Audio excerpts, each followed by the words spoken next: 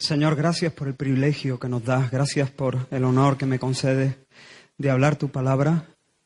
Gracias, Señor, por la invitación de estar a tus pies, Señor. Y te pedimos que tú abras una vez más nuestros oídos, que tú hagas milagros, Señor, y que mientras tu palabra se expone, tú hagas proezas en nuestros corazones, tú desarraigues cualquier pensamiento, cualquier mentira de nuestro corazón, tú nos inquietes, nos incomodes si hiciera falta, Señor, y que nos acerque a ti, que tú tengas trato profundo, auténtico con nosotros, Señor, en este tiempo. Queremos, Señor, te pedimos ayuda para que tú nos des la capacidad de estar atentos, Señor, pero sobre todo para que traigan luz a nuestro entendimiento. En el nombre de Jesús. Amén. Amén. Me propongo en esta mañana, con la ayuda del Señor, abarcar un texto bastante amplio. Así que, bueno, vamos necesariamente a pasar por alto un montón de detalles, pero creo que va a ser bueno ver toda esta sección del Evangelio de Marcos. Estamos en el Evangelio de Marcos, capítulo 11. Arrancamos en el capítulo 11 y arrancamos con la semana de pasión. Marcos capítulo 11. Y creo, como digo, que va a ser mejor para los propósitos de este mensaje ver toda esta sección en un solo mensaje. Que Dios nos ayude. Y dice la palabra del Señor, Marcos 11, desde el versículo 1, y voy a leer hasta el versículo 11 y luego más adelante seguiré la lectura, así que no perdáis el pasaje. Marcos 11, 1 dice: Cuando se acercaban a Jerusalén junto a Betfagé y a Betania, frente al monte de los Olivos, Jesús envió 2 de sus discípulos y les dijo: Id a la aldea que está enfrente de vosotros, y luego que entréis en ella hallaréis un pollino atado en el cual ningún hombre ha montado. Desatadlo y traedlo. Y si alguien os dijere: ¿por qué hacéis eso? Decid que el Señor lo necesita y que luego lo devolverá. Fueron y hallaron el pollino atado afuera a la puerta, en el recodo del camino, y lo desataron. Y uno de los que estaban allí les dijeron: ¿qué hacéis desatando el pollino? Ellos entonces les dijeron como Jesús había mandado, y los dejaron.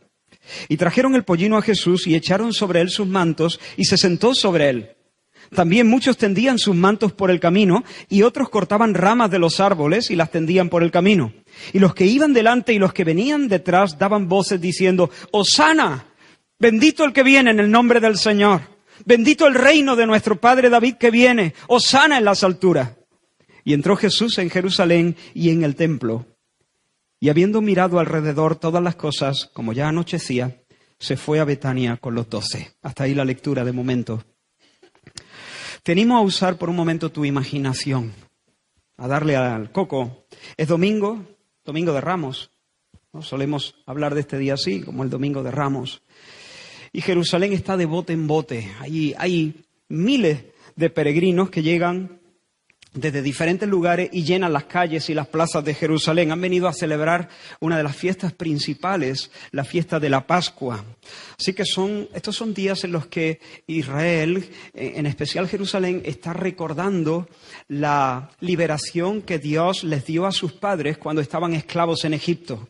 Los que conocéis la historia bíblica, los que conocéis un poco la historia bíblica, recordaréis que el pueblo, los padres estuvieron esclavos en Egipto bajo el yugo de Faraón, y el Señor se acordó de ellos y descendió para librarles y los condujo como un rebaño hacia la tierra prometida, abriéndoles un camino, trazándoles un camino en el mar, abriéndoles el Mar Rojo. Y en esos días de Pascua ellos están recordando la liberación. Pero quiero que os deis cuenta que este pueblo que celebra la liberación desde la cautividad. Porque ellos están en este momento cautivos. Ya no es Faraón, es César, pero es el mismo perro con distinto collar. Están cautivos nuevamente. Así que intento imaginarme a alguien que sea serio celebrando la liberación que el Señor les dio debajo el yugo de Faraón y tal vez preguntándose, ¿y cuándo llegará el día en que el Señor nos dé una liberación definitiva, donde nos saque de manera completa debajo el yugo y bajo la amenaza de nuestros enemigos y nos lleve a un lugar de paz, de descanso, de prosperidad, donde no seamos removidos nunca más? Así que ese es el contexto y de repente aparece Jesús. Y aparece rodeado de cientos de personas. Algunos vienen por delante, otros vienen por atrás. Una compañía se les suma desde el norte, otra se les suma desde el sur. Norte-sur, no sé ahora mismo si realmente fue así literalmente, por adelante y por atrás. Algunos empiezan a lanzar gritos, hosanas, alabanza. Supongo que saltan, corren, se excitan como solamente los judíos pueden hacerlo y otras culturas también.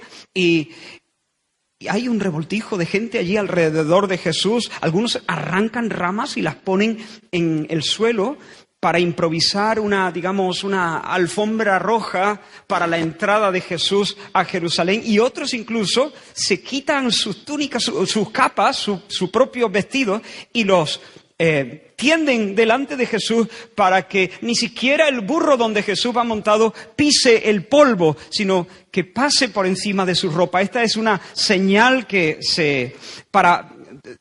por medio de la cual se intentaba resaltar la dignidad de alguien y honrarle. Así que le están reconociendo de alguna manera como el rey de ellos. La emoción va en aumento. ¿Estás conmigo en tu imaginación? Intenta captar la escena, la emoción, la excitación, el alboroto alrededor de Jesús. Jerusalén es un hormiguero, aparece Jesús y hay un estallido de emoción en el ambiente. Si nosotros pudiéramos viajar en el tiempo y meternos ahí en la escena, imaginaos que somos un reportero, digamos, y podemos introducirnos ahí. ¿Me permitís que use la imaginación de esa manera?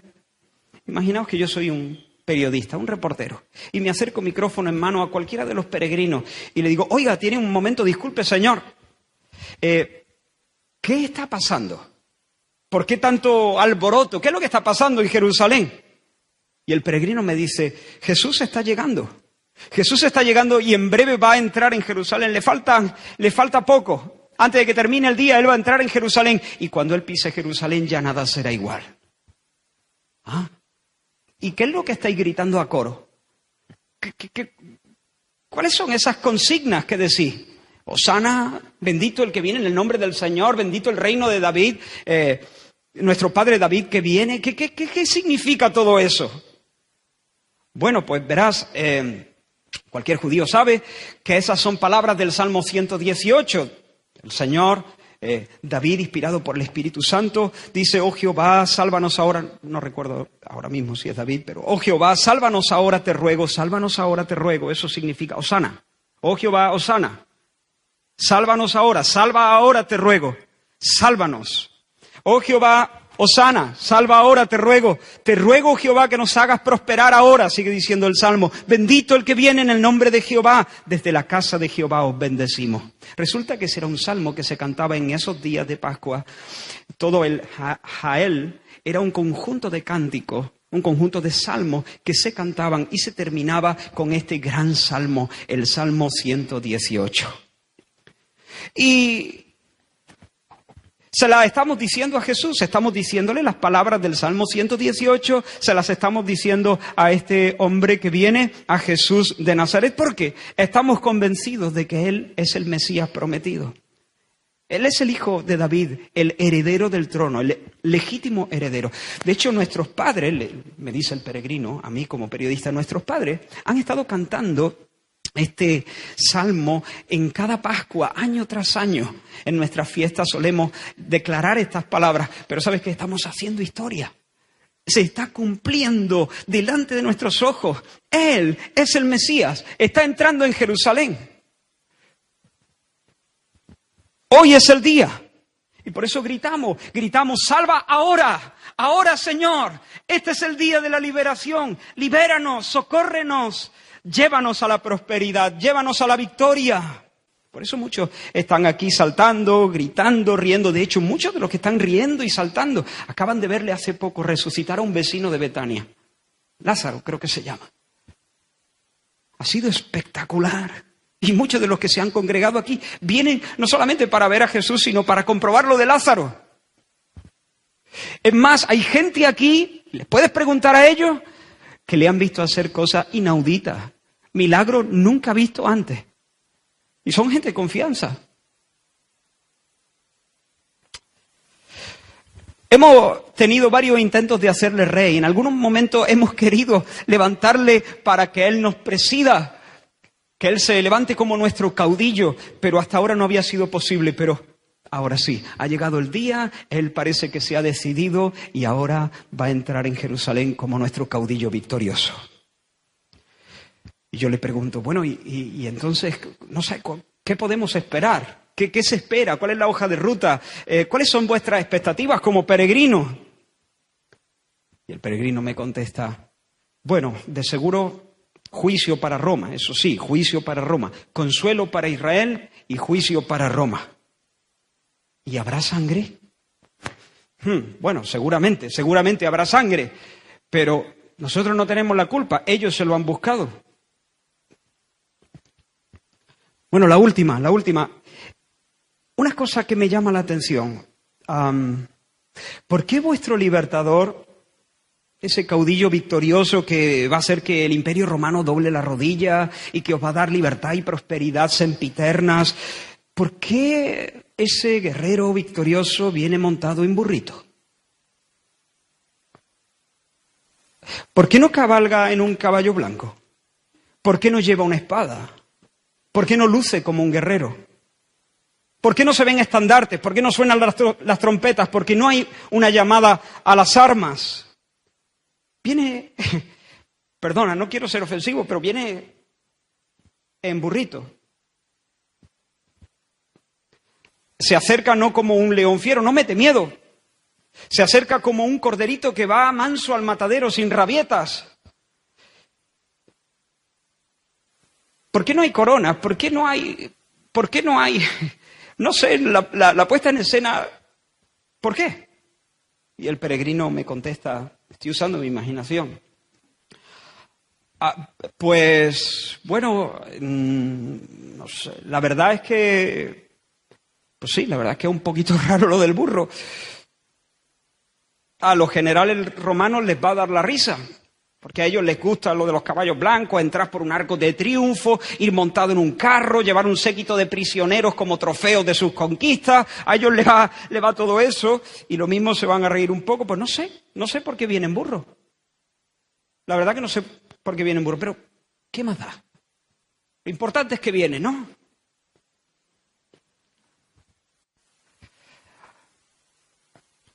Hasta aquí he usado mi imaginación, he pedido a vosotros que uséis la vuestra. Pero hermano, al punto al que voy es que ellos aclaman a Jesús como el Mesías, pero no tienen ni idea de lo que eso significa. No tienen ni idea de lo que eso implica. Todo ese fervor popular se basa en un malentendido. Y todo el malentendido se debe a la dureza de su corazón incrédulo. Deberían haber reconocido el día de su visitación, deberían saber cuál es la naturaleza del Salvador. Deberían entender que Jesús viene montado sobre un asno, sobre un burrito, sin corona, sin espada, sin prisioneros, sin estandarte, sin trompetas, sin cetros, sin redobles, como cumplimiento a la profecía de Zacarías 9, del 9 al 10. Alégrate mucho, hija de Sión. Da voces de júbilo, hija de Jerusalén. He aquí tu rey vendrá a ti. ¿Quién? Tu rey vendrá a ti. Justo y salvador. Humilde. Justo y salvador humilde. Cabalgando sobre un asno. Sobre un pollino, hijo de asna. Tu rey vendrá a ti, justo y salvador, humilde, cabalgando sobre un pollino. Deberían haber entendido, hermanos, que el rey no venía para derramar la sangre de los romanos, venía como salvador humilde. Llegará un día donde Jesús venga en caballo blanco, pero ese no era el día. Llegará un día donde Jesús venga con una espada y en su muslo escrito el verbo de Dios, el Rey de Reyes y el Señor de los Señores. Llegará el día en que el Señor venga y su espada estará manchada en sangre. Pero ese no era el día.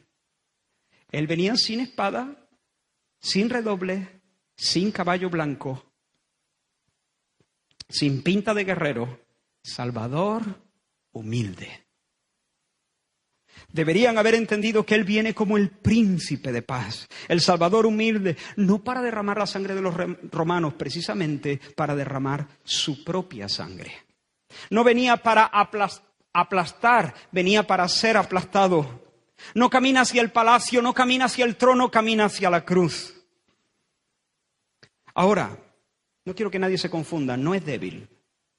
No es débil, es manso, que es distinto. No es impotente, es humilde, que es distinto. No es poquita cosa, un cachito de pan que cualquiera puede devorar a su antojo. No. Él es el Dios omnipotente. Hay varios detalles aquí, solamente los menciono. Él conoce de antemano la ubicación del burrito. ¿Te has dado cuenta? Id a la aldea que tenéis enfrente, encontraréis allí en el recodo un burrito. Sabe que hay un burrito allí que está atado junto a una burra. Eso no lo dice Marcos, pero lo dice en Mateo. Y sabe además que ese burrito no está domesticado, nadie lo ha montado, está a estrenar. ¿Y cómo lo sabe? ¿Cómo lo sabe Jesús? ¿Es un truco? ¿Se ha llegado el día antes para hacer pesquisa? No, lo sabe porque Él es Dios. Él es Dios omnisciente. El que monta en el burrito, Él es el Dios omnisciente. Pero hay más. Como he dicho, el burrito no había sido montado. Para los judíos esto era importante porque ellos sabían que para los propósitos sagrados siempre Dios había dado instrucciones, Números, Deuteronomio y otros lugares. Siempre había Dios dado instrucciones que para los propósitos sagrados debían usarse animales, incluso terrenos que no hubieran sido usados para otros usos, para usos comunes. No tenemos tiempo de daros la cita. Pero Deuteronomio 21, 3 al 4, por ejemplo. Así que la llegada de Jesús montando un burrito a estrenar, que antes no había sido montado, indica que se trata de algo sagrado. Es su presentación oficial como Mesías a la nación. Pero quiero rescatar un detalle más. ¿Tú te has montado alguna vez en un burrito que nunca nadie lo ha montado? No lo hagas. No lo hagas. No te va a gustar la experiencia. Una vez a mí me intentaron montar en un burrito que ya había sido montado en Fuengirola, en la iglesia de allí. La casa en la roca se llamaba. Y tenían un burrito y me quisieron montar y el burrito hizo así y casi me lanza. Se ve que no le gustó que alguien se le subiera encima. A los burritos de entrada no les gusta que un hombre se le monte en el lomo. Hay que domarlos. ¿Habéis visto los rodeos esos? Los burros son muy tercos, casi más que los caballos. No tienen tanta fuerza, por supuesto. Pero hermanos, de repente, este burro que no ha sido domesticado, nadie nunca jamás se le ha subido encima. Nunca un jinete lo doblegó. Pero de repente Jesús lo monta como si hubiese estado montándolo todos los días de su vida. Y la bestia camina sin resistencia, sin cabriolas, sin coces, mansamente. ¿Por qué? Porque quien va subido en el lomo es su creador, es su sustentador, es el jefe, es el que manda, es el Dios omnipotente. Así que el que se acerca a Jerusalén es Dios pletórico de facultades, caminando no para arrasar Roma, sino caminando por amor hacia el patíbulo, hacia la cruz, en perfecta obediencia a su Padre, a fin de redimir a un pueblo, no de sus aprietos temporales, no del yugo de Roma, sino de un yugo todavía más profundo, del verdadero cáncer, a fin de librar al pueblo del cáncer del pecado y sus consecuencias. ¿Me sigue hasta aquí? Pero ¿te has dado cuenta de la mala lectura que todos los peregrinos hicieron de la escena? El Cristo se acerca con un glorioso propósito, pero ellos reconocen que Él es el Cristo, pero no tienen ni idea de lo que eso significa. ¿Qué visión más estrecha tenían aquellos que gritaron Hosana aquel día? Esa es la razón por la que 5 días después, muchos seguramente de los que gritaron Hosana, gritaron ¿qué? Crucifícale. ¿Por qué? Porque era superficial. Era la emoción, había un malentendido. Ellos creían que Cristo era una cosa. Y cuando descubrieron que Cristo no era lo que a ellos les gustaba y lo que ellos habían entendido y lo que ellos estaban esperando, entonces no nos sirve. Y esa es la razón por la que cuando Jesús va llegando a Jerusalén y avista la ciudad, la ve. Marcos no lo dice Lucas. O lo leo. Cuando llegó cerca de la ciudad, es la misma escena, pero Marcos no nos describe este detalle, pero Lucas sí. Cuando llegó cerca de la ciudad, al verla, lloró sobre ella, diciendo, oh, si también tú conocieses, a lo menos en este día, lo que es para tu paz. Oh, si te dieras cuenta, por lo menos hoy, de por dónde va el camino de la paz. Mas hasta ahora está encubierto de tus ojos, porque vendrán días sobre ti cuando tus enemigos te rodearán con vallado y te sitiarán, y por todas partes te estrecharán y te derribarán a tierra y a tus hijos dentro de ti, y no dejarán en ti piedra sobre piedra por cuanto no conociste el tiempo de tu visitación. Imagina la escena. Los jóvenes, la gente, los niños, las doncellas claman, Hosana, Hosana, Él es el Cristo, bendito el que viene en el nombre del Señor. Tiran las prendas para que Jesús pase por alfombra roja rumbo a Jerusalén. Hay alboroto, hay algarabía, hay un estallido de jovialidad, pero en el alma del Señor, subido sobre ese burrito, hay un peso. Y cuando de repente ve a la ciudad, no aguanta más. Y se rompe a llorar. Y empieza a llorar como lloran los hombres que aman. Y dice, si pudieras conocer,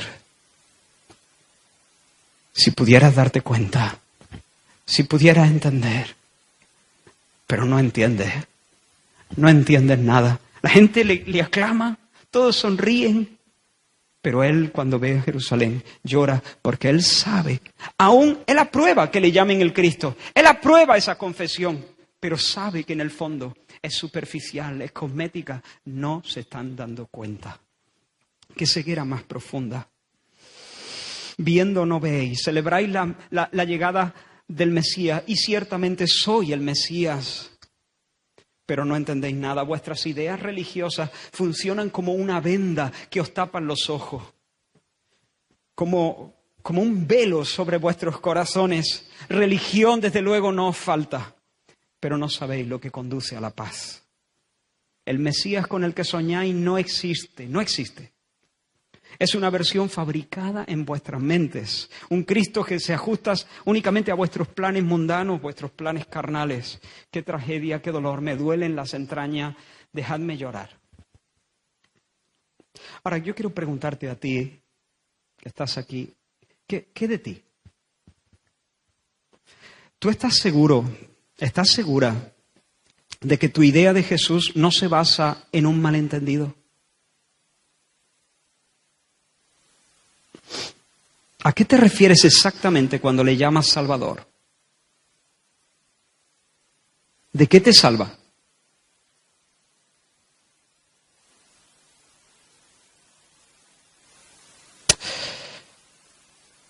Respóndete a ti mismo. ¿A qué te refieres exactamente cuando le llamas Señor?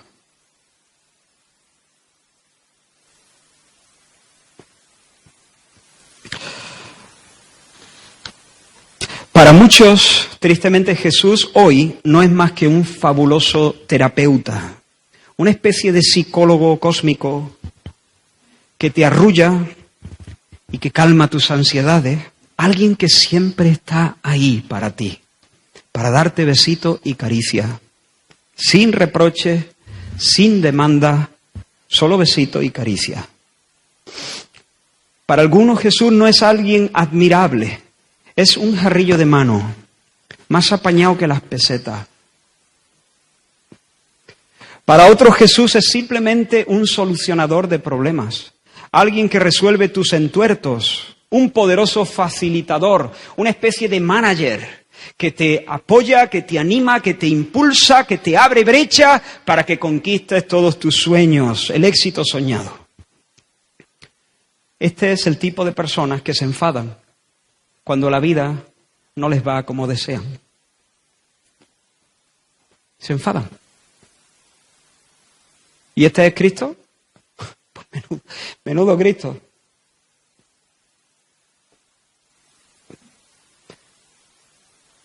La vida les golpea, tienen alguna desgracia y se decepcionan, se frustran con Dios, se enfadan con Dios y cambian sus alabanzas por maldiciones. Ayer gritaban Hosana, mañana gritan crucifícale, no nos sirve. Me preocupa que haya personas aquí que estén pensando en un Cristo que no existe. ¿Quién es Cristo para ti?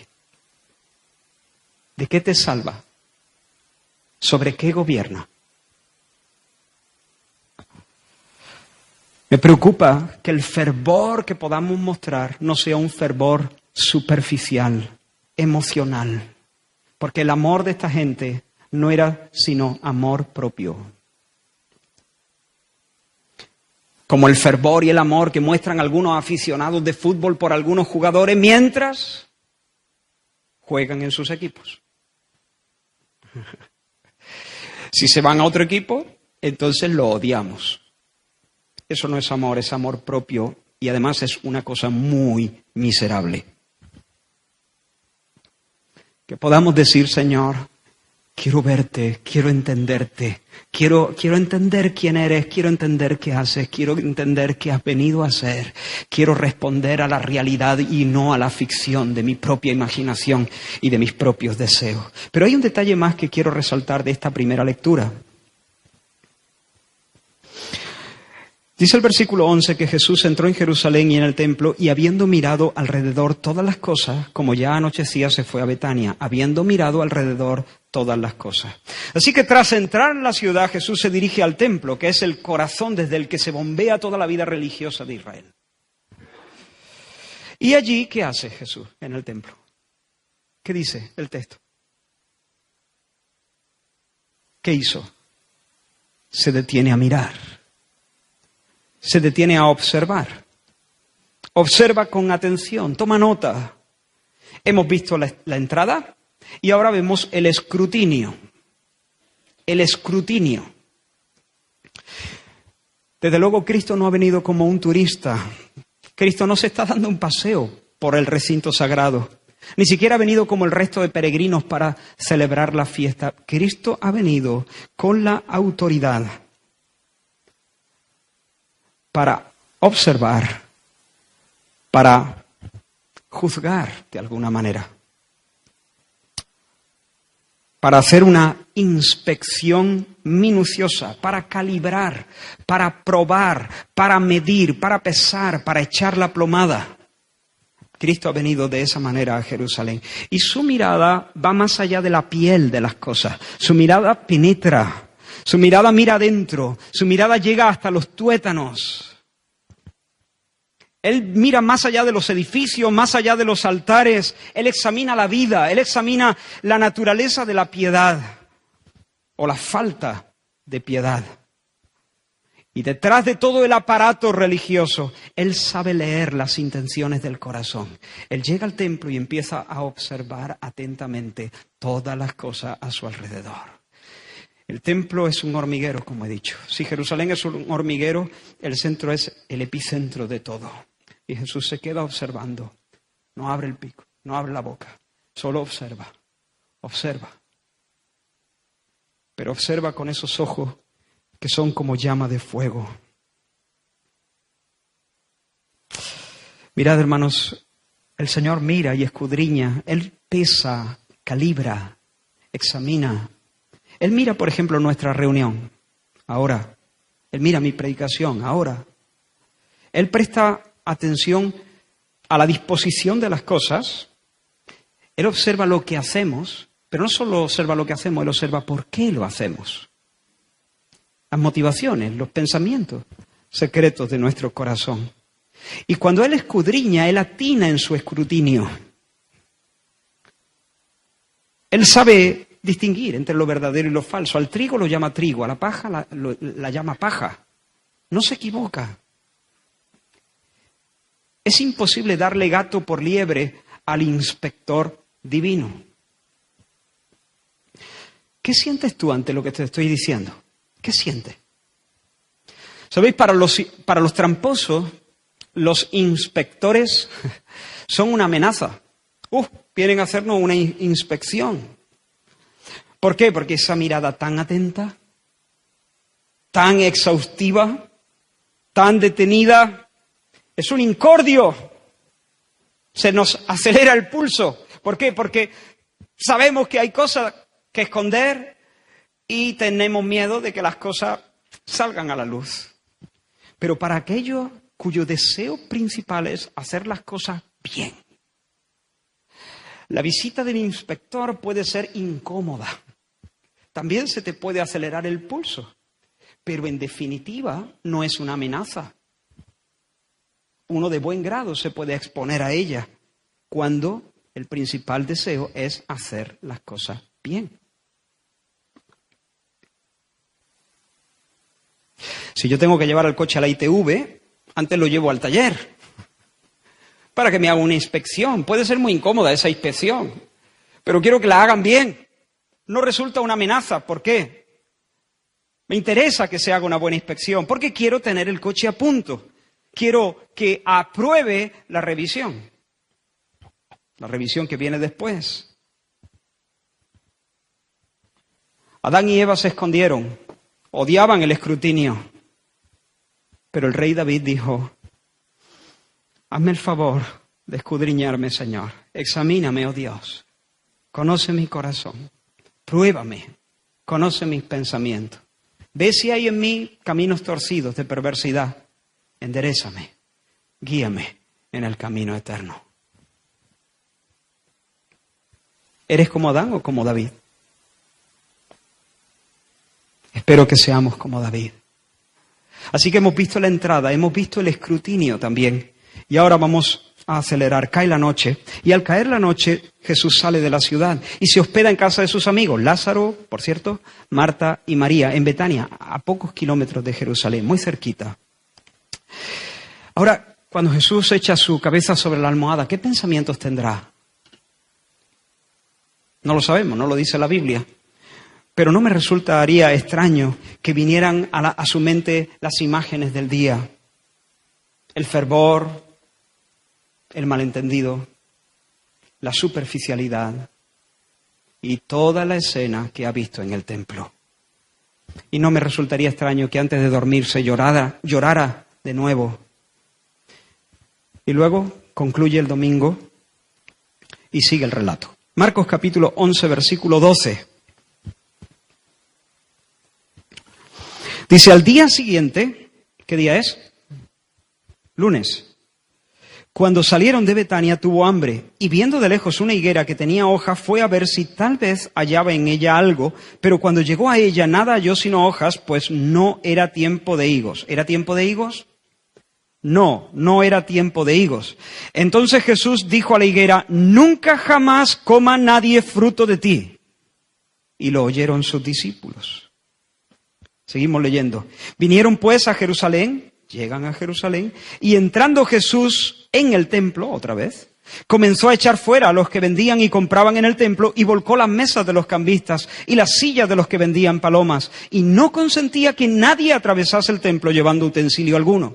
Y les enseñaba diciendo: ¿no está escrito, mi casa será llamada casa de oración para todas las naciones? A vosotros la habéis hecho cueva de ladrones. Y lo oyeron los escribas y los principales sacerdotes y buscaban cómo matarle, porque le tenían miedo por cuanto todo el pueblo estaba admirado de su doctrina. Pero al llegar la noche Jesús salió de la ciudad otra vez. Así que hemos dicho, amanece, es lunes, el Señor se encamina de nuevo a Jerusalén, tiene pensamientos de ir al templo, donde Por la tarde había estado. Pero en el camino sucede algo bastante, digamos, extraño, por lo menos extraño. Un poco raro, ¿no te parece? Jesús siente deseos de comer, observa a una distancia una higuera espectacular, se acerca para ver, la examina, pero no hay higo. No hay higo y entonces le lanza una maldición. Jamás, nunca nadie coma fruto de ti. Te condeno a la esterilidad. Ahora, hermano, es raro porque, entre otras cosas, por primera vez vemos a Jesús usando su poder no para sanar, no para salvar, no para restituir, sino para arruinar. Este es el último milagro, sin contar la resurrección que se relata. Y es un milagro, digamos, de ruina, de destrucción. Y uno se pregunta, Señor, tú que eres el Verbo, que da vida a todas las cosas, ¿no podías haber dicho que haya higos en ti? Algunos reaccionan mal a este relato. Algunos dicen, menudo rebote se ha pillado el Señor con el árbol. Pero ¿qué culpa tendrá la higuera? ¿Cuánto más cuando el evangelista nos dice que no era tiempo de higos? No era tiempo de higos. Señor, no es tiempo de higos. Está fuera de temporada. Te acercas a la higuera, no ves la fruta que quieres y claro, tienes hambre, te frustra, pilla un rebote y maldices la higuera. ¿Te has pasado un poco, no? No sé si alguno ha leído alguna vez este relato y ha dicho, ¿qué ha pasado? ¿Tiene un mal despertar el Señor? Como algunos que hasta las 11 de la mañana hay que tratarlo. No, esto no es lo que está pasando. No se trata de un arrebato de mal humor, no se trata de una respuesta furiosa provocada por la frustración de no encontrar higos. Ahora, es importante entender que en esta zona, ese tipo de árboles, cuando llega la primavera y aparecen las primeras hojas en las ramas, también aparecen los primeros higos. Por lo tanto, si no era tiempo de higos, tampoco era tiempo de hojas. ¿Me explico? Si no era tiempo de higos, tampoco era tiempo de hojas. Pero esa higuera estaba frondosa, estaba cargadísima de hojas. Así que Jesús tenía buenas razones para esperar que si estaba llena de hojas, entonces habrían brotado los pequeños primeros higos y podría echarse algo a la boca. Pero si el árbol solamente tiene hojas, entonces es evidente que algo anda mal.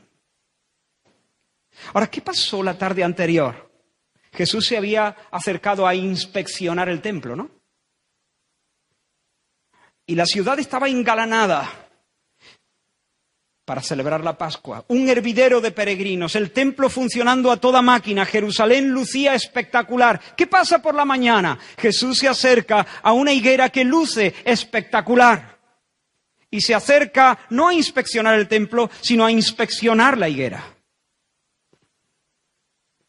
Su apariencia es envidiable, pero a Jesús no le interesa la fachada. A Jesús le interesa el fruto. ¿Qué más le da si tiene una fachada espectacular, si es la super higuera? Lo que le interesa es si se puede comer de ella. Porque él tiene hambre, quiere comer. Pero después del escrutinio, el Señor ve que la higuera nada de nada. Todo es carcasa, apariencia. Vamos a dejar por un momento la higuera. Dejemos la higuera, luego volvemos con la higuera. El Señor sigue su camino después de maldecir la higuera y llega a Jerusalén. Espero no perderos con tanta... Estamos lunes por la mañana. Llega al templo y llega y se coloca en el atrio de los gentiles. El atrio de los gentiles era el patio más amplio que tenía el recinto del templo. Y en ese lugar ese era el único lugar. Por allí se accedían a otros lugares del templo. Pero ese patio era el único lugar donde los gentiles, los extranjeros, los que no eran judíos, podían permanecer y acercarse un poco a Dios. Los judíos tenían más privilegios. Y algunos judíos tenían todavía más privilegios. Y uno de entre todos los judíos tenía todavía más privilegios y podía pasar al lugar santísimo. Pero los gentiles solamente en el patio exterior. Y de hecho había carteles carteles que avisaban que si un extranjero, fuese por lo que fuese, pisaba más allá de la valla, era hombre muerto. Y no era broma. Pero allí sí, allí los gentiles se les permitía estar y de alguna manera buscar a Dios, orar a la distancia. Y Jesús está en el atrio de los gentiles. ¿Y qué ve? ¿Qué es lo que ve? ¿Cuál es la escena? Pues hermano, lo que ve es que el templo parece un centro comercial. Se venden animales para el sacrificio, se cambian monedas para el impuesto del templo y para la ofrenda tal. Una plaza de abastos. Eso es lo que ve Jesús cuando entra en el atrio de los gentiles. Y de repente Jesús siente un fuego ardiente metido en sus huesos como el profeta. Y esta vez no se limita a hacer la inspección. Esta vez no se limita al escrutinio. La Escritura nos dice que comenzó a echar fuera a los que vendían, a los que compraban. No solamente a los que vendían, también a los que compraban. Volcó las mesas de los cambistas, las sillas de los que vendían palomas y no consentía que nadie atravesase el templo portando utensilio alguno. ¿Sabes por qué? Porque la gente se había acostumbrado a usar el templo como un atajo. Venían del Mercadona con sus 2 bolsas y diciendo, y ahora yo le voy a dar la vuelta a todo este edificio. Si mi casa está al otro lado, me meto por el atrio de los gentiles. Y yo me imagino a Jesús diciendo, Señor, ¿a dónde vas? Oh, Señor, parejita, ¿dónde vais? ¿Cómo que dónde vamos? ¿Y qué te importa? Sí me importa, ¿dónde vas? ¿Me voy a ir a mi casa? Por aquí no. ¿Cómo que no? Por aquí no, señora. Se da usted la vuelta a su casa, este es el templo. Por aquí no se ataja. Este no es un atajo. Este no es un camino a casa. Este es un camino a Dios. Por aquí no se pasa. Yo no sé si la conversación fue así. Lo que sí sé es que no permitía que nadie atravesase el templo portando utensilio alguno. No se lo permitió. Sobre mi cadáver, parejita, no se pasa por aquí. A los que vendían, a los que compraban, a los que pasaban, a los que atajaban, a todo el mundo. Movido por el celo de la casa del Señor. Ya te dije que Jesús no había venido como turista. Y Él no solamente es el inspector autorizado, Él es el dueño de la casa. El templo es la casa de su Padre y los religiosos lo han convertido en su cortijo. Un cortijo donde Dios no pinta nada. Dios es una excusa para hacer negocio. El hombre y sus intereses están en el centro de la casa de Dios. Dios ha sido desplazado, Dios aquí ni pincha ni corta. Aquí lo interesante es hacer nuestro negocio en Pascua, hacer nuestros trueques, hacer beneficios durante la fiesta. La gloria de Dios, ¿qué quieres que te diga? Los propósitos de Dios, aquí es lo que importa el negocio. Hermanos, todo el rito, eso es lo que vio Jesús la tarde anterior. Y eso es lo que ha venido a desmontar. Todo el rito es una farsa. Todo el trajín religioso es eso, trajín religioso, nada más. No hay piedad. Los diezmos, la ofrenda, el sacrificio, la fiesta, la oración es hueco. Todo está hueco, todo está muerto, como un cuerpo sin alma. Todo es carrocería, todo es maquillaje, todo es estructura, todo es envoltorio. Todo es superficial, todo es aparato, todo es ruido sin nueces. No hay más que hojas. Un montón de hojas, solo hojas. Este es un lugar para que oren las naciones, dice Jesús. Este es un lugar para las naciones, para que se acerquen a Dios. Este es un lugar para los gentiles, para que se acerquen a Dios. Mi casa será llamada casa de oración para todas las naciones.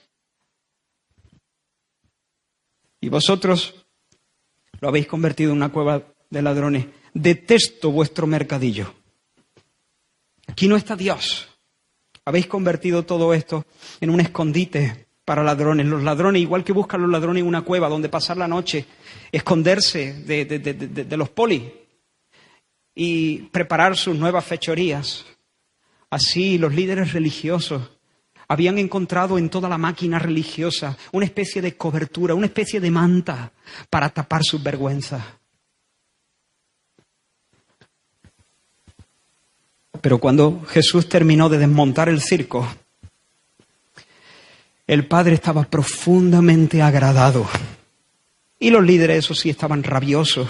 Estaban buscando la manera de asesinarle, nos dice Marcos. Estaban buscando la manera de asesinarle de tal manera que no se notase mucho, que parezca un accidente como los mafiosos. Ahora mira el templo. Cae la noche del lunes. Jesús vuelve a salir de la ciudad para ir a casa de sus amigos en Betania. Mira el templo un momento. Es como una de esas conchitas que encontramos en el mar, que están vacías, no tienen bicho, no tienen cangrejito, no tienen nada, solo la conchita. ¿Por qué? Dejaron de estar habitadas, no sé por qué. Mira el templo. Es como una de esas conchitas vacías. Dios no está allí. Dios se está manifestando de manera pletórica y continua en Jesús de Nazaret. Allí se está manifestando. El que duerme en casa de Lázaro durante la noche. Allí se está manifestando Dios plenamente. Pero en el templo, ya no. Ya no más. Ya no más. Nunca más. Ya no más. Dios se fue. Se ha quedado vacío, como una conchita de mar que ya no está habitada.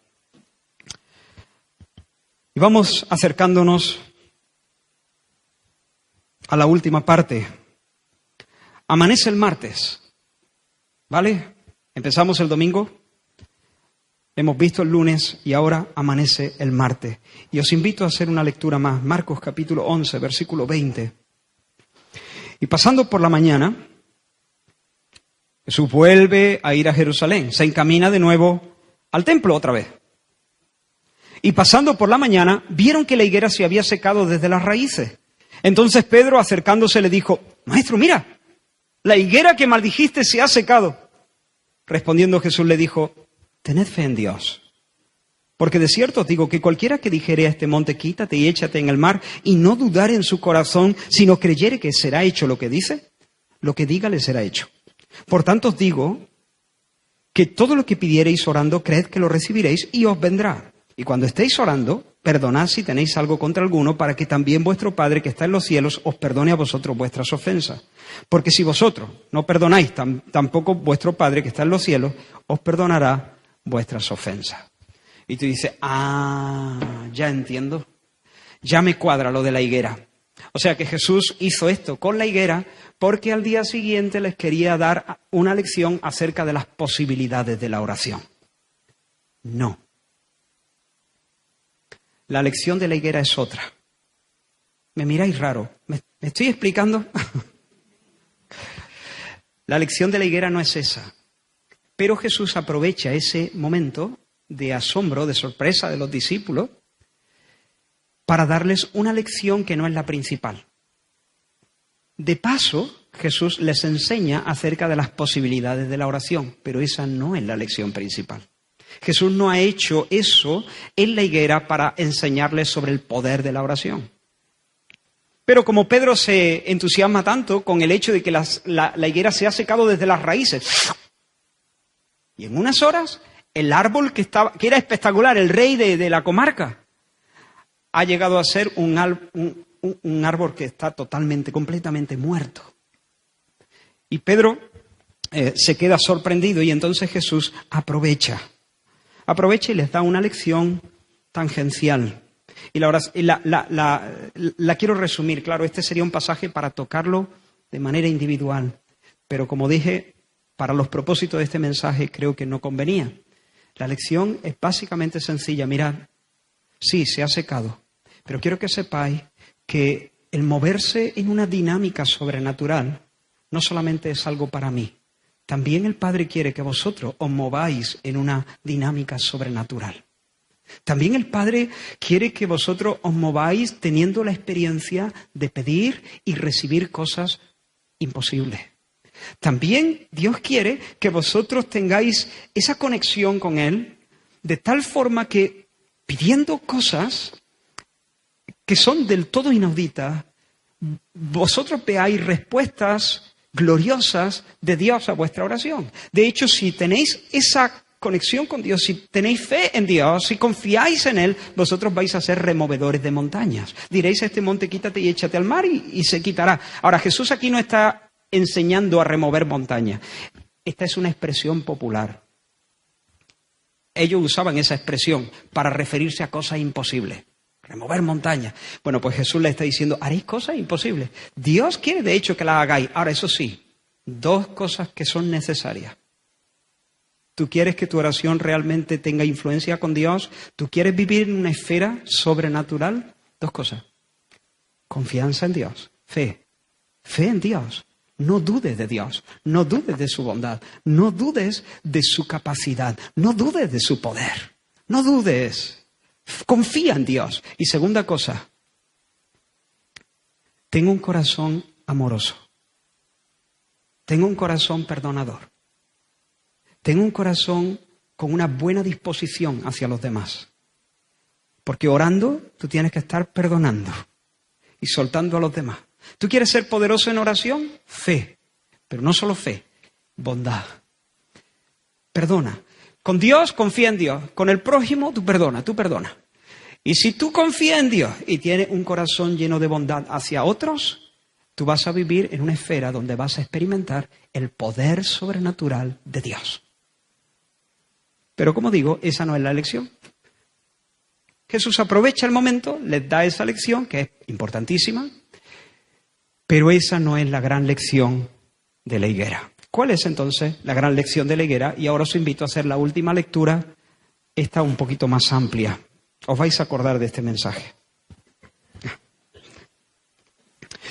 Capítulo 11, versículos 27. Volvieron entonces a Jerusalén.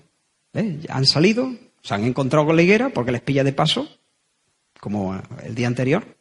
Y ahora llegan a Jerusalén y de nuevo el templo. Y andando él por el templo, vinieron a él los principales sacerdotes, los escribas y los ancianos, y le dijeron, ¿con qué autoridad haces estas cosas? ¿Y quién te dio autoridad para hacer estas cosas? Jesús respondiendo les dijo, os haré yo también una pregunta, respondedme, y os diré con qué autoridad hago estas cosas. ¿El bautismo de Juan era del cielo o de los hombres? Respondedme. Entonces ellos discutían entre sí diciendo, si decimos del cielo dirá, ¿por qué pues no le creísteis? Y si decimos de los hombres, pero temían al pueblo, pues todos tenían a Juan como un verdadero profeta. Así que respondiendo dijeron a Jesús, no sabemos. Entonces respondiendo Jesús les dijo, tampoco yo os digo con qué autoridad hago estas cosas. Entonces, ¿seguimos? Comenzó Jesús a decirles por parábola, un hombre plantó una viña. La cercó de vallado, cavó un lavar, edificó una torre, la arrendó a unos labradores y se fue lejos. Y a su tiempo envió un siervo a los labradores para que recibiese de estos el fruto de la viña. Mas ellos, tomándole, le golpearon y le enviaron con las manos vacías. Volvió a enviarles otro siervo, pero apedreándole le hirieron en la cabeza y también le enviaron afrentado. Volvió a enviar otro, y a este mataron, y a otros muchos, golpeando a unos y matando a otros. Por último, teniendo aún un hijo suyo, amado, lo envió también a ellos diciendo, tendrán respeto de mi hijo. Mas aquellos labradores dijeron entre sí, este es el heredero, venid, matémosle y la heredad será nuestra. Y tomándole le mataron y le echaron fuera de la viña. ¿Qué pues hará el Señor de la viña? Vendrá y destruirá a los labradores y dará su viña a otros. Ni aún esta escritura habéis leído, la piedra que desecharon los edificadores ha venido a ser cabeza del ángulo. El Señor ha hecho esto y es cosa maravillosa a nuestros ojos. Y procuraban prenderle porque entendían que decía contra ellos aquella parábola, pero temían a la multitud y dejándole se fueron. De nuevo en el templo. Ahora se acercan a él los peces gordos, una representación del Sanedrín, la crema del Sanedrín. Y uno piensa, bueno, a lo mejor han reaccionado, a lo mejor se han convencido de su pecado, a lo mejor vienen buscando enmendarse, buscando perdón, buscando restauración. No, no es así. Le odian como nunca, quieren quitarle de en medio y se acercan para plantarle cara, para dejarle claro quiénes son los que mandan allí, para marcar terreno. Y le preguntan, ¿con qué derecho haces tú estas cosas? ¿Tú qué derecho tienes de desmontar todas estas cosas? ¿Quién te ha dado a ti autoridad? ¿Con qué autoridad tú haces las cosas? Porque nosotros tú no tienes nuestro respaldo. Es otra manera de decirle, tú no tienes autoridad. Tú no tienes nuestro respaldo. ¿A ti quién te manda? ¿A ti quién te manda desmantelar los atrios? ¿A ti quién te manda a hacer estragos en esta casa? ¿Te das cuenta de lo que está pasando? El barro está peleando contra el alfarero. El siervo quiere echar a patada al señor de la casa. Y Jesús les dice, vale, os voy a responder, pero solo si me respondéis a una pregunta. Vosotros sois los maestros, vosotros sois los pastores, vosotros sois los eruditos, vosotros sois los que entendéis, vosotros sois los que tenéis el encargo divino de alimentar, de guiar y de proteger al rebaño. Decidme una cosa, vosotros tenéis que tener discernimiento. Esto debe ser una pregunta sencilla para vosotros. Juan, ¿qué pensáis de Juan? ¿Vino de parte de Dios o no? ¿Su ministerio era de parte de Dios o no? ¿Era un profeta o no era un profeta? Jesús no está eludiendo la pregunta que le han hecho. Jesús, de hecho, la está contestando indirectamente, porque Juan había dicho de Jesús, Él es el Cristo. Yo no soy digno de desatar la correa de sus sandalias. Él es el Cristo. Él es el Cordero de Dios que quita el pecado del mundo. Claro, ellos saben que si ellos responden, no, Juan era un profeta, entonces Jesús les diría, y entonces, si reconocéis que Él es un profeta, tendréis que reconocer que yo soy el Cristo, porque el profeta dijo que yo lo era. Y ya está contestada la pregunta, tengo autoridad porque soy el Cristo. Pero si decían que no, entonces ellos se exponían a ganarse la antipatía del pueblo. De hecho, uno de los evangelistas relata que ellos dijeron, y pueden apedrearnos, el pueblo nos apedreará. Así que ellos se salieron por la tangente, dijeron una mentira, mintieron y dijeron, no sabemos, me lo voy a pensar. Me lo voy a pensar. No sabemos. Qué cínico. Qué listillos se creían. Qué hábiles para dar capotazos. No sabemos. Pues Jesús dice, vale, pues entonces yo tampoco respondo. No digo de dónde viene mi autoridad. ¿No queréis saber la verdad? Pues entonces yo no la digo. Pero os voy a contar una historia. Y les cuenta esta historia que hemos leído y no me quiero alargar mucho más. Les cuenta esta historia. Un hombre tenía una viña. Y como él tenía que salir lejos, se la alquila a unos labradores. Con la condición de que cada fin de mes o cuando llega la cosecha, una parte, ellos la gestionan, ellos se quedan con la ganancia, excepto una parte que tiene que ir al dueño. Y cuando llega el tiempo de rendir cuenta y que ellos le den la parte justa que le corresponde al dueño, el dueño envía a un siervo para recoger lo que le pertenece. Y lo afrentan, le dan una paliza, lo envían desnudo. Eso es una afrenta no solamente contra ese hombre, sino contra el que lo envía. Eso es decirle al dueño, pasamos de ti, desgraciado, no queremos saber nada contigo, ahí va, tu siervo. ¿Y qué hace el dueño? Monta en cólera, arma un ejército, tira un misil a la viña, le mete fuego. No, podría haberlo hecho. Yo te digo una cosa. Si hubiese sido yo el dueño, estos labradores... Pero eso no hace el dueño le manda a otro. Y lo vuelven a apalear. Y le manda a un tercero y lo matan. Lo matan al tercero. El tercero no vuelve. Y luego dice que envió a otros muchos más. Hermanos, qué paciencia. Qué paciencia. Qué paciencia ante ese descarado rechazo. Ante esa... ¡Qué paciencia! Es que me pongo hasta... Cuando pienso en la historia, me entran ganas de pelear. Me entran ganas de decirle al dueño de la viña, dice, deja que vaya yo. Como yo le dije a mis padres, ¿no? Una vez con una persona que nos estaba fastidiando, digo, dejádmela que vaya yo. Y mis padres me dijeron, no. Menos mal que me dijeron que no. Porque yo iba en plan, El dueño dice, no, les voy a mandar a mi hijo. Y todos sabemos qué está pasando aquí, ¿no? No solo nosotros sabemos lo que estaba pasando aquí. Ellos, los líderes religiosos, se estaban dando cuenta de que Jesús le estaba dando en la frente. Se dieron cuenta, captaron el significado. No eran tontos. Eran malos, pero tontos no. Voy a mandar a mi hijo porque le van a tener respeto, pero al hijo lo matan. Hacen planes para matarlo, para echarlo de la viña, para quedarse con el tinglao, para quedarse con el tenderete, para quedarse con el negocio de la religión, para quedarse con la máquina religiosa que a mí me da gloria, que me da una posición, un rango, galones, que me da dinero, que me hace vivir una vida cómoda. Jesús les pregunta, ¿qué hará el dueño? ¿Qué hará el dueño? ¿Qué hará el dueño? Y ellos se hacen los locos, como si no fuera con ellos, y responden lo que el sentido común dicta. Pues bueno, el dueño irá, ¿y qué? ¿Qué dice? Hará justicia con los, ¿no? Y les quitará la viña, ¿y qué? Y se la dará a otros que produzcan el fruto de ella.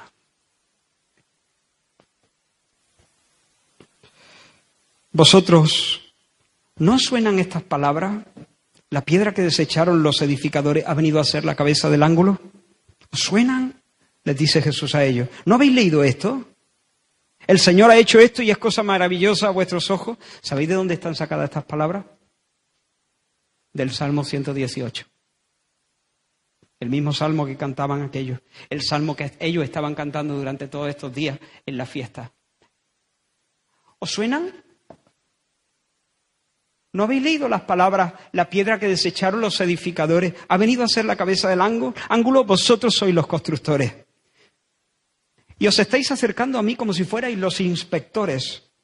Y después del peritaje, después de vuestra observación de mí, concluís que yo no sirvo, que no vengo de Dios, que debo ser desechado. Ellos están maquinando la muerte de Jesús, ¿recuerda? Me descartáis, ¿sabes qué? Seré descartado. Me arrojaréis fuera de la ciudad como un ladrillo inútil, como un ladrillo inservible, al valle de los escombros. Pero al tercer día, Dios me recogerá del valle de los escombros y me pondrá como la pieza clave de todo el edificio, como la piedra angular, en la que toman cohesión todas las cosas y a partir de la cual se organiza todo el edificio del cosmos.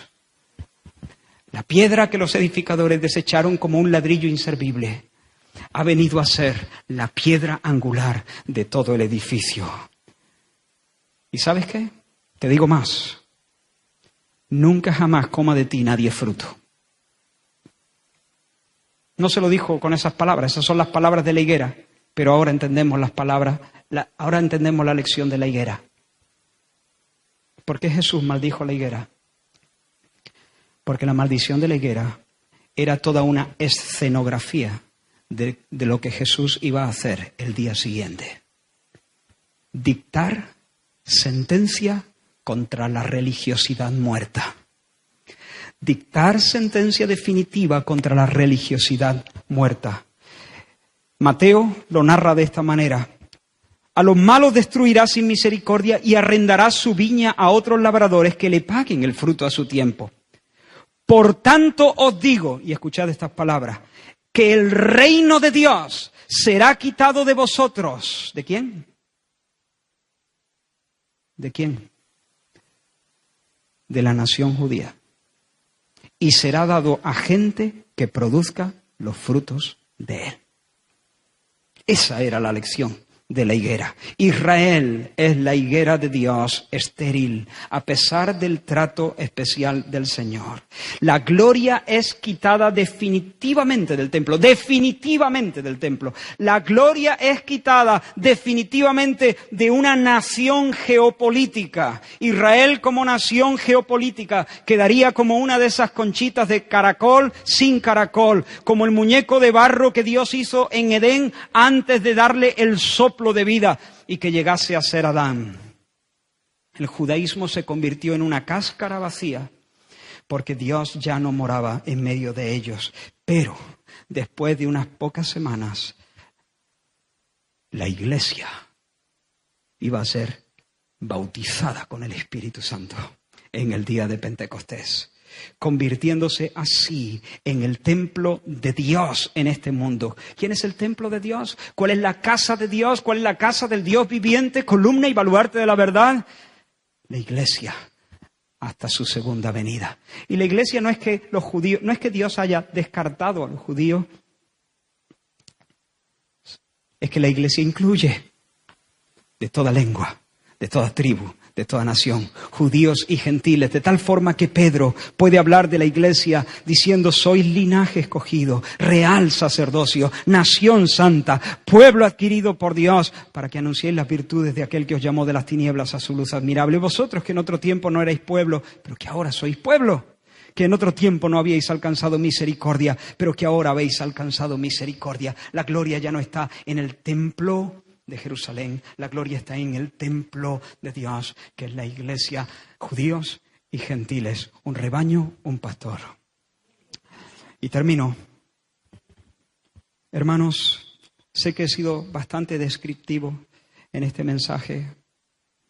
Quizá no he entrado tanto en aplicación como me gustaría en cada punto,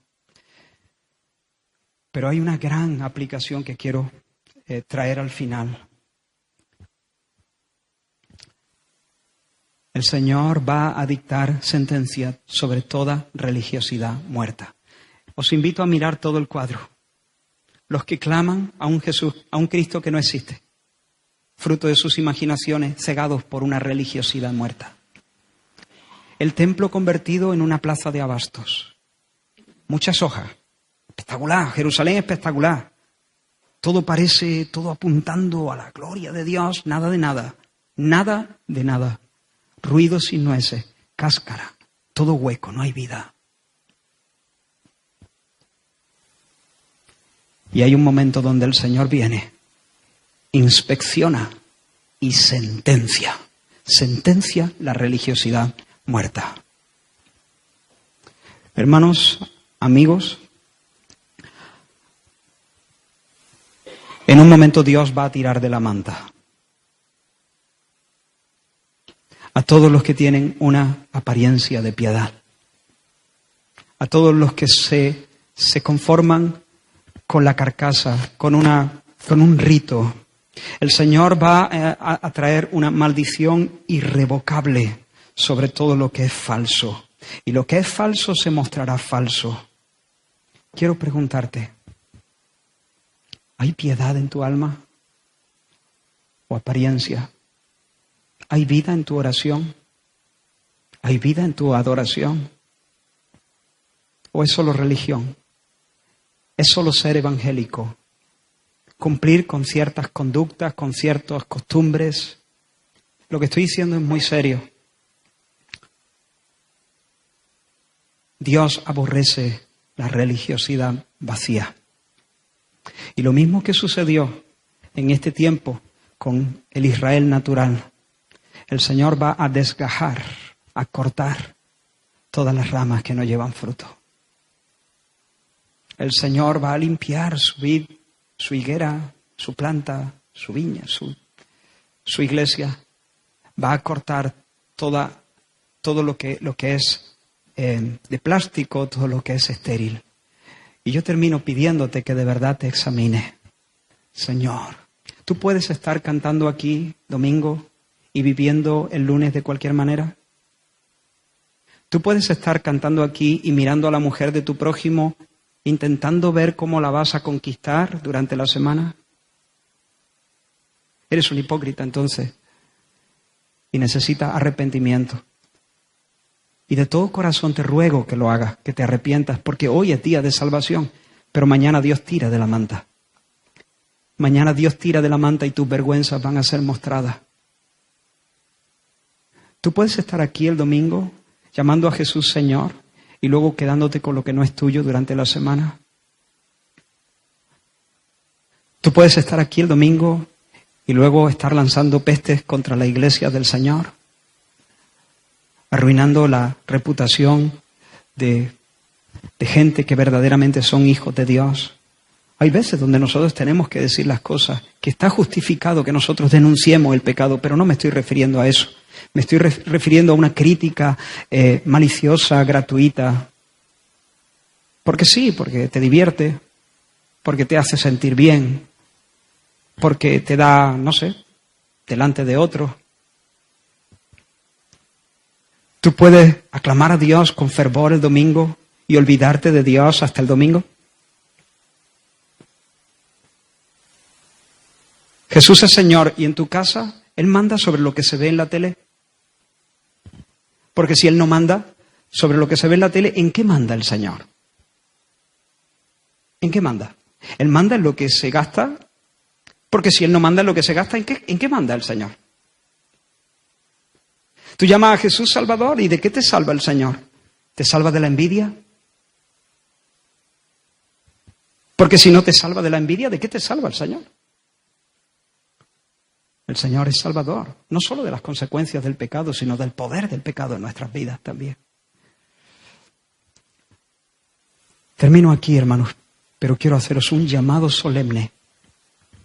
Si alguno descubre que su corazón está hueco, que su piedad es una fachada, te ruego, por favor, que no eche esto a tu espalda. Te ruego que tú le digas, Señor, vengo a ti, pero no vengo a plantarte cara como eso, como la mafia. No vengo a marcarte terreno y decirte que en mis cosas no te metas. Señor, vengo a decirte que soy como el muñeco de barro en Edén antes que tú soplaras y que necesito tu soplo. Que necesito tu soplo, Señor, porque cuando tú soples en mí, mis oraciones serán oraciones de verdad. Cuando tú soples, mis cantos serán adoración verdadera. Cuando tú metas tu soplo y tu espíritu en mí, entonces mi amor será amor y no amor propio disfrazado. Cuando tú soples en mí, entonces tendré poder para levantarme por encima de la envidia que me corroe. Cuando tú, Señor, soples en mí, entonces amaré a mis hermanos aunque sean difíciles de amar. Señor, cuando tú soples en mí, tendré una visión preciosa de tu iglesia amada. Será incómodo andar a veces algunos trayectos con algunos hermanos, pero, Señor, querré andarlos, no me caguearé. Señor, necesito tu soplo porque no me basta, Señor, tener una forma de piedad y tener una fama de piedad delante de nadie. ¿Qué importa? Yo lo que quiero es que cuando tú te acerques a mi vida, tú veas fruto. Tú veas fruto, Señor. Tú encuentres vida, tú encuentres higos, tú encuentres dulzura. Vamos a orar. Señor, en el nombre de Jesús, permite que esta congregación, Señor, podamos realmente dar el fruto que tú apeteces, Señor. Dios mío, que podamos tener un carácter conforme al carácter de Cristo, que podamos crecer en amor y en admiración por ti, que podamos crecer en amor por nuestro prójimo, que podamos crecer en hambre por la santidad, que podamos, Señor, crecer en entendimiento, Señor, de tu verdad, que podamos crecer en esperanza, en amor, en fe, Señor. Oh Dios, líbranos, Señor, de todo engaño, de todo autoengaño. Danos, Señor, un corazón quebrantado. Repréndenos, zarandéanos si es necesario, Señor, pero que no llegue nunca ese día donde tú sentencies, Señor, nuestra esterilidad. Dios mío, salva hoy, convence de pecado, Señor. Y que los que están muertos, Señor, en obras muertas, algo que es solamente rito y carcasa, Señor, que tú les muestres, tú les traigas a ti. Tú les muestres, Señor, que tú has muerto realmente por sus pecados, para su redención, y que puedan clamar a ti hasta que tú pongas tu soplo en sus almas. En el nombre de Jesús. Amén. Amén.